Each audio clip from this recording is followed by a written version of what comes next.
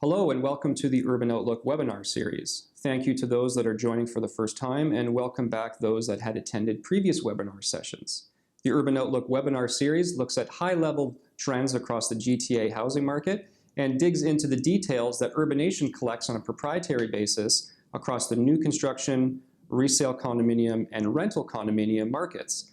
This latest webinar is going to focus on the data that we released for the first quarter of 2019 and the reports and analysis that followed after that.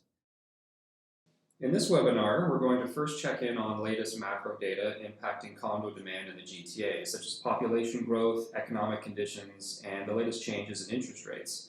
We're also going to spend some time on the overall sales trend across all housing types in the GTA, then dig into the latest trends on the condo market using our latest Q1 data for new construction, resales, and the rental market. So first, looking in at population inflows into the GTA, we see that over 150,000 people moved into the region in 2018, and that was represented by over 100,000 immigrants, almost 10,000 net interprovincial migrants, and over 40,000 net non-permanent residents, which is largely represented by foreign students and foreign workers. And that's almost double the level that we saw between 2007 and 2015.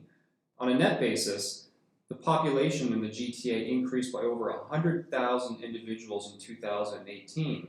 So that would equal housing demand of an extra 50,000 units or so. Now, when we look at the level of housing construction in the GTA, housing supply is a complicated, multifaceted issue, which we don't have the time during this webinar to delve into, but essentially the trend is showing that housing construction levels have been moving sideways for 3 years, hovering at just below 40,000 units, and in the latest period in Q1 2019, the annualized level was running at about 37,000 units.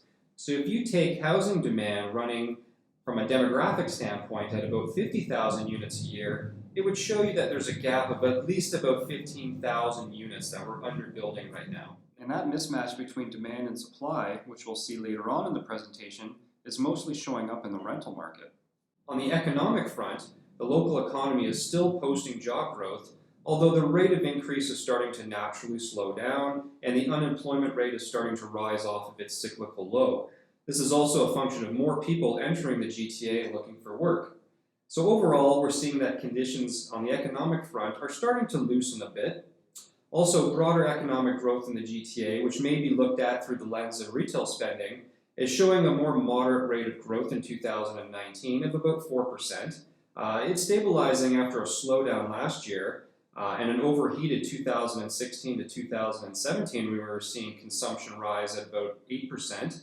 But what we're seeing right now is a stabilization, and it really can be connected back to the real estate market and the trends that we're seeing in that space. So we've entered into a much more moderate economic growth environment, which is important to consider when looking at current housing sales trends. We see that the nationwide moderation in sales activity is leading to much slower rates of growth for mortgage credit in Canada, which has broader implications for overall GDP growth. Recently, the Bank of Canada reduced its forecast for economic growth in 2019 from 1.7% to 1.2%. We're seeing that inflationary pressures are still very benign. The US-China trade war is impacting the economic outlook, as is obviously the slowdown in housing activity, and the yield curve is actually recently inverted. And the market is now pricing in at least one interest rate cut over the next 12 months, although the data is still showing that the economy is stable, and the Bank of Canada expects a stronger performance in the second half of 2019. So overall, what we're seeing is a flatter profile for economic growth and little upward pressure on interest rates as we move through to the middle part of 2019. And low interest rates are continuing to support the overall housing market. We've actually recently seen some cuts to mortgage rates, which is providing a bit of a bounce in overall sales activity, which appears to be rising off of lows that we were seeing a year ago. The market started 2019 fairly sluggish, but when the Real Estate Board released its April numbers, it showed that sales jumped 17% year over year to just over 9,000 units. It was still the second lowest level since 2011 and about 8% below the 10-year average, but clearly well below, about 20% below the highs that we saw in 2015 to 2017. So it can be said that we're still rebalancing, but showing stability now with the 3-month moving average annualized growth rate at about 4%. On the supply side, supply levels still are behaving well in the GTA despite sales volumes that remain historically low. In fact, active listings were down slightly again in April year over year by about 1% and remain just below the 10-year average. With the improvement that we saw in sales actually in April, market conditions tightened. We saw the months of inventory decline to 2.0 months, and that was back to levels that we saw during the 2010 to 2014 period. And that was a period that was producing price growth of about 7% per year. However, overall affordability conditions were very different between then and today. And this is obviously the result of a very large run-up in values that peaked in 2017. We did see a correction last year of about 13% and have since seen only a moderate rate of growth off of that low. Average prices are still down about 11% from their peak 2 years ago, but up 11% from 3 years ago and trending at an annualized rate of about 2%. That is well below the 10-year average of about 7% and lower than the rate suggested by the months of inventory, but again, appropriate given how far growth overshot in 2016 and 2017 and the overall level of affordability, which we'll talk about in the coming slides. So in that sense, we should still see growth continue to trend below 5% for some time to restore the longer-term trend. But we're also likely to see it lift off somewhat from its current case. Using discounted mortgage rate data published by the website RateHub, we see that 5-year rates have recently come down below 3% for some lenders, which combined with a flat profile for prices, has actually improved mortgage carrying costs for the average price home, which declined 2% year over year to just above $3,000 a month and about 6% from 2 years ago. The restraining factor, of course, remains the stress test, requiring purchasers to qualify for the posted rate, which has remained stuck at about 5.3%. So in effect, buyers need to qualify for a mortgage amount that is 30% higher than the contracted level, or close to $1,000 extra a month, and that qualification level has risen 4% from last year. So tighter credit availability is still going to create barriers for growth in the market, and all indications from the recent comments made by the head of CMHC point to the continuation of this policy. But it's also been interesting to see how the market is shifting a bit back now in favor of low-rise homes following an extended period where condos outperformed the market. In the April period, the fastest growing segment of the GTA housing market was detached resales, which are up over 21% year over year. Now, this is coming off of lows in 2018 that saw detached sales plunge by 40%, but it's still meaningful for a gradual recovery in the market to see growth across all housing types for the first time in 3 years. And after capturing a steady increase in market share, the percentage of sales represented by condos declined for the first time in several years, and actually dipped below the share of semis, rows, and towns for the first time in a while. There's been quite a bit of slack absorbed in the detached sector over the past year, and the months of inventory for semis, rows, and towns has actually moved lower than that of condos, which remained exceptionally low at 1.5 months, but unchanged year over year. This theme about a reduced gap between the price of condos and other types of homes is now beginning to shift market dynamics as buyers recognize changes in relative values. And this should continue in light of the fact that detached prices are still down about 1% year over year, where semis are up 2%, and condo price growth in April was stronger at 5%, meaning that the gap between condos and other forms of housing is still shrinking, and you're going to see more opportunity in the market for buyers to move up. We see that as the market has generally stabilized after going through a downturn, that activity has really gravitated back to its core in terms of sales by price segment. And we're seeing some very strong rates of growth within the $700,000 to $999,000 price range, which again ties back to that growth in low-rise home sales that we're seeing, especially semis, rows, and towns that are often found in that price range, which compete with 2 to 3 bedroom condos on a price basis. We also see that this price range comes in just below the cap for CMHC insurance, allowing for lower and more flexible down payment options. It's also very telling that the under $500,000 market is still seeing notable declines. Now, this is a result partly because of price appreciation, but also the result of the stress test, which is impacting demand from first-time buyers. It's also good to see high-end housing sales showing growth, with activity in the $2 million price range up 13% year over year, which is an important overall market barometer. Now turning to the resale market for condo apartments, we can see that the stress test and the increase in prices that we've seen over the past few years is still having an impact on resale activity. Overall sales volumes were flat year over year in the first quarter and basically back down to levels that we last saw in 2010 and 2011. As a percentage of the stock, which obviously keeps steadily rising, sales or turnover rates actually dropped to their lowest levels since the recession.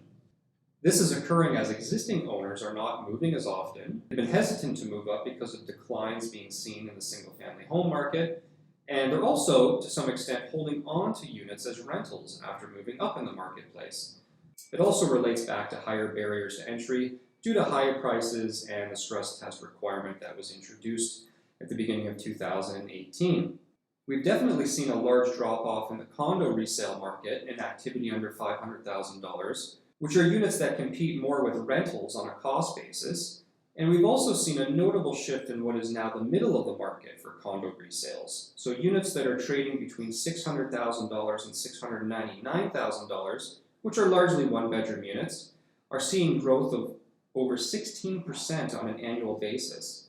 We've also seen strong growth between $800,000 and $899,000, which is really the middle part of the market now for two-bedroom units. And this growth in the core of the market for one-bedroom units and two-bedroom units is helping to keep market conditions firm for resale condos. While the sales to listings ratio is not quite as high as it was in 2017, which at the time was signaling higher levels of foreign demand and speculative investors, it is still showing that the ratio is in seller's market territory. The decline that we're seeing in the sales to listings ratio is consistent with the gradual easing in overall market conditions, and also viewed through active listings rising 10% year over year in Q1, still well below the long-term level, but showing growth off of the exceptionally low levels of supply that we've been seeing over the last couple of years. Now, despite the tight market conditions for resale condos persisting, the easing that we've been seeing over the last few quarters is starting to lead to a flattening in condo prices for the first time in about 6 years, but also showing something of a soft landing following the steep double-digit rates of growth that we were seeing in 2016 to 2017. The overall annualized rate of price growth in the first quarter of 2019 was about 3%, so substantially below the rate of increase that we've been averaging over the past few years, and quite a bit lower than the long-term average of about 8%. As the condo market has continued to appreciate, we've also seen an increasingly wider divergence in per square foot prices and year-over-year growth by unit type due to the large mismatch in demand and supply, mainly for small units, and this relates back to the byproduct of the stress test requirement and obviously overall price points in the marketplace. The average studio unit has been increasing at an annualized rate of close to 10%, rising to close to $1,000 a square foot. And you can see that that growth has been diverging versus other unit types as buyers have been substituting into smaller units due to the overall affordability challenges and greater barriers to entry due to tighter mortgage credit. It's also leading to relatively strong growth in the core, represented by the former City of Toronto, which saw resale prices per square foot rise by more than twice the rate of the GTA average, with growth of about 7% in the first quarter of 2019, rising to $934 a square foot in the resale market. Growth in the core has actually been outpacing the GTA average consistently over the past 5 quarters, making bordering markets increasingly more attractive from a value perspective. In the first quarter of 2019, the tightest resale conditions were actually found in Scarborough, Etobicoke, and Mississauga, which were trading at resale prices per square foot averaging between $450 and $636. Moving now to the new condo market, and just reiterating the annual data that we presented in the last webinar, we see that sales activity is coming off of the highs that we witnessed in 2017 and moving back down to its 10-year average of just above 20,000 units. Sales of just over 3,000 units were recorded in the first quarter, and that was down 26% year over year to the lowest level since 2013, but this was heavily impacted by the fact that only 8 new condo projects launched for sale in the first quarter, totaling only 1,800 units, and that was the lowest volume of new supply launched in the GTA condo market since 2009. However, with a surge in new openings expected in the second quarter of over 10,000 units, we're going to see a rebound in sales activity this quarter, which should put the market back on track with its longer-term trend level of about 6,000 units per quarter. Ultimately, the fact that new condo sales are moderating is a healthy adjustment for the market, as it helps to ensure a level of consistency with future project deliveries, and it shows that activity has realigned with the resale market for the first time in about 2 years. It's actually typical, outside of periods of deviation, for sales in these two markets to stay very, very close to each other. Also, resale tends to act as a leading indicator for new sales, which have stabilized and should see a gradual improvement to lead new sales back up towards its longer-term trend level of about 25,000 units a year. We also see that absorption within new project launches still remains elevated. For the units that launched in the first quarter of 2019, they achieved a sales rate of 58%, which is still above the 10-year average of 53%. It's not quite as high as the levels that we were seeing at the peak of the market cycle in 2017, when projects were launching and selling about 80% of their units at opening, but we've still seen that level trend at just below 60% over the past several quarters, suggesting that market conditions for new condos still remain pretty strong. Looking at the projects that launched for pre-sale in the first quarter of 2019, we see that most projects typically sold between 50 and 75% of their units at opening, at average index prices that range generally between $700 a foot and about $1,100 a foot, with the exception of a project that launched in Hamilton that sold for about $535 a square foot and sold out extremely quickly. Taking a quick look at the top 10 selling projects in Q1, we see that some were new launches and others were previously launched, with projects spanning across the GTA with prices that were generally just above $800 a square foot to just under $1,200 a square foot, with the low end represented by sites in suburban markets such as Markham, Mississauga, and Vaughan, and the high end within central Toronto. In general, we can see from inventory levels that there's still quite a bit of room left in the market for more launches, as supply still remains historically low.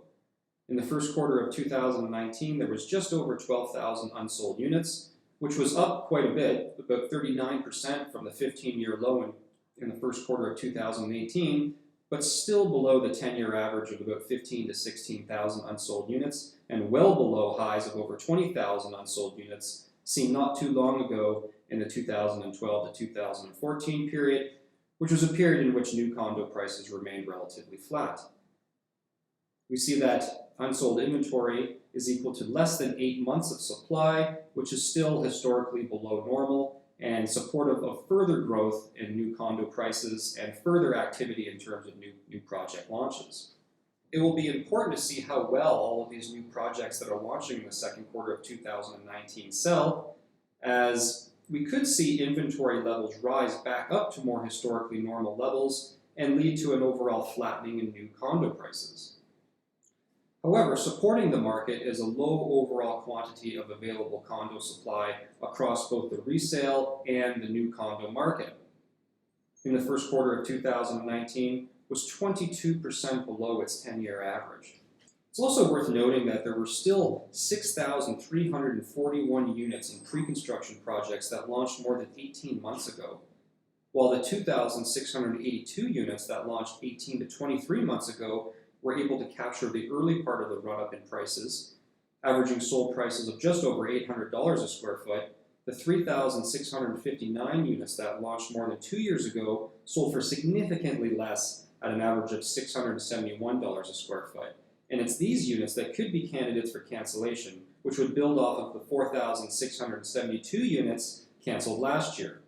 This is occurring as construction costs have increased greatly over the past 2 years, and the escalation in prices that we've seen within pre-construction projects, which are now exceeding over $1,000 a square foot for developments that launched over the past 6 months.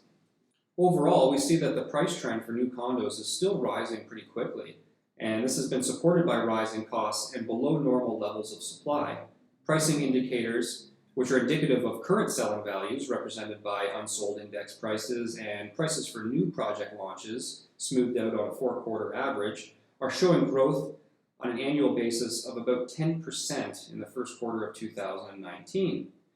With new openings in the 416 now averaging over $1,000 a square foot versus those in the 905 region averaging $755 a square foot, which is a gap that is still historically large between the two regions. And while the rate of growth for new condo prices has calmed down significantly after peaking at about 35% at the end of 2017, the rate of growth is still far outpacing the resale market, which we discussed earlier is growing at an annual pace of about 3% in the first quarter of 2019.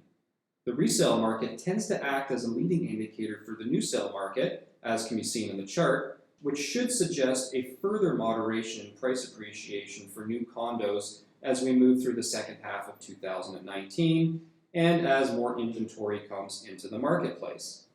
In the meantime, the stronger growth in new condo prices that we've been seeing over the last while has led to a record gap between new and resale prices, which we discussed in more detail in previous webinars, but still important to point out that it continues to rise to historically large levels.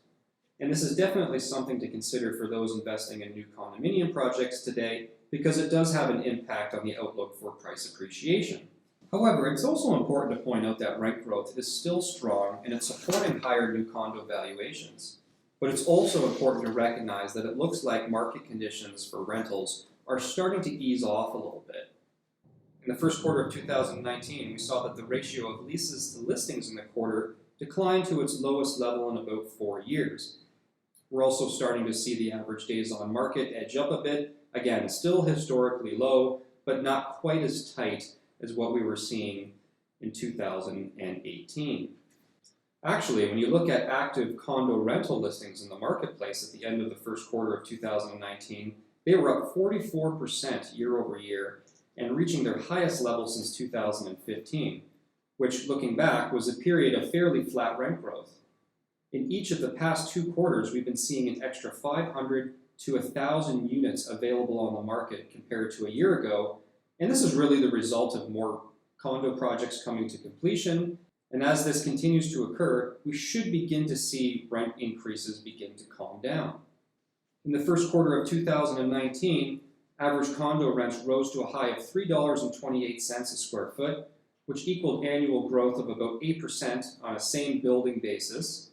And we've been basically averaging that level over the past 8 quarters, which is well above the long-term trend of about 4 to 5% annual growth, and a byproduct of a high increase in rental demand relative to supply due to the population growth trends that we discussed earlier on in the presentation, as well as the decline in housing sales that we've been seeing and the reduction in overall housing affordability.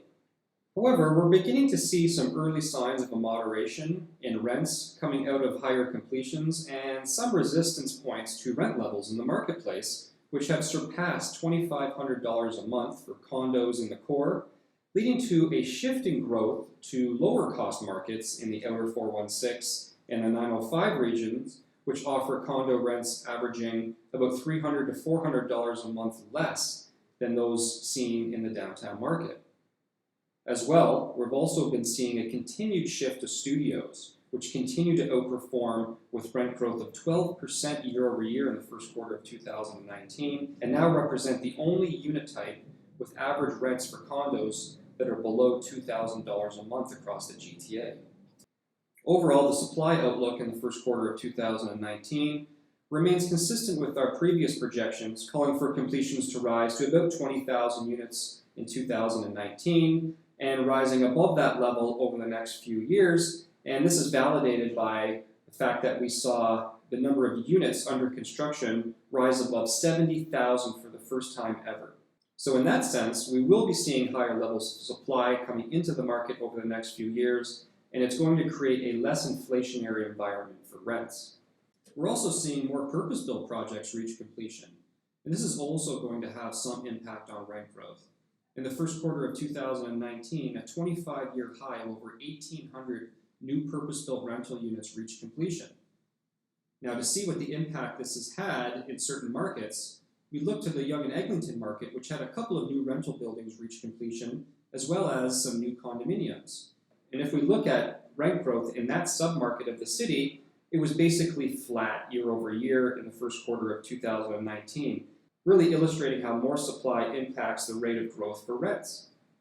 And that supply pipeline of new purpose-built rental projects is going to continue to grow.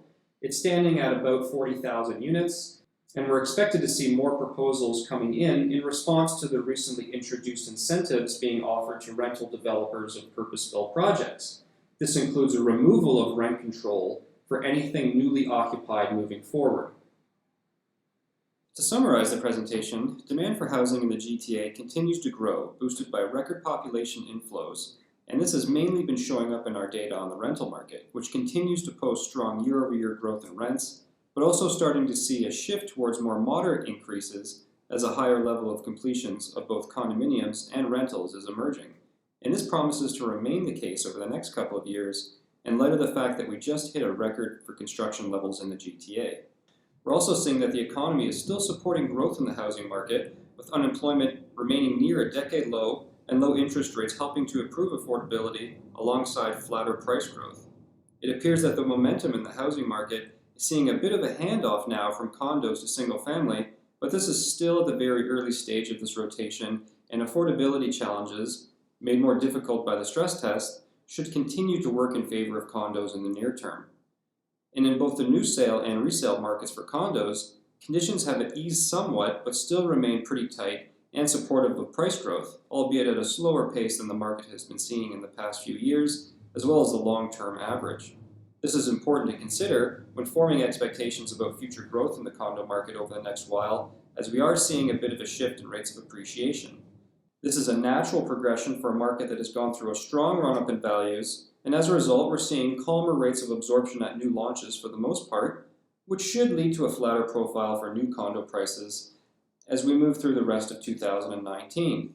It'll be very important to see the results for Q2 2019 as a surge in new openings have come into the market. This may be the inventory the market needs to finally see a calmer environment for price increases for condos.